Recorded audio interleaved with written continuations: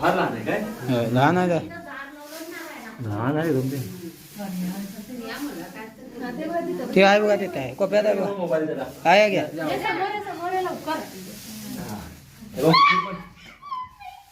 पळाला बघा. मंदिर मंदिर आहे. ताप आहे घ्या.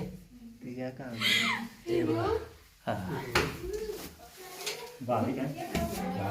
आमच्या गावात हा दुसरा पकडतो, लक्षात घ्या. घरात आहे, तुम्ही बघू शकता. अशा प्रकारे एवढा छोटा साप माहित पण नसतं. इकडे स्वयंपाक आहे तुमच्या इकडं, आणि इकडे जनावरांचा गोठा आहे, आणि हे नागाचं पिल्लू लक्षात घ्या. आणि आपल्या आजूबाजूला कशा प्रकारे साप राहत असतात, कुठे येऊ शकतात लक्षात. लहानपणानंतर कल्पना नसते ते अटॅक करायचं कमी, पण विषारी मात्र जास्त असतात. लहान असतात त्याच्यापेक्षा जास्त विषारी सुरक्षा. ग्रामीण भागात एक म्हण आहे, साप म्हणून धाकला नवरा म्हणून आपला. आता आपला काही म्हणायचं ती वेगळी गोष्ट, पण सापाला धाकला म्हणण्याचं म्हणजे लहान म्हणायचं नाही. याचं कारण असं आहे, जन्मता विष असतंय, आणि जन्मात त्याचे विषारी असतात, आणि त्याचं विष जास्त तीव्र असते. लक्षात घ्या.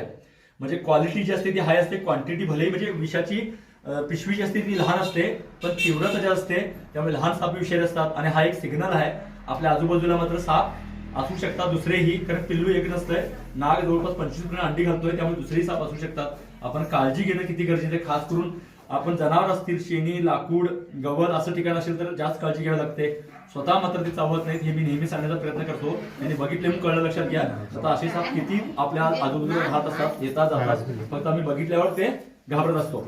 साधारण 1.5-2 महिन्याचे हे नागाचा बच्चा म्हणजे पिल्लू आहे, लक्षात घ्या. धन्यवाद.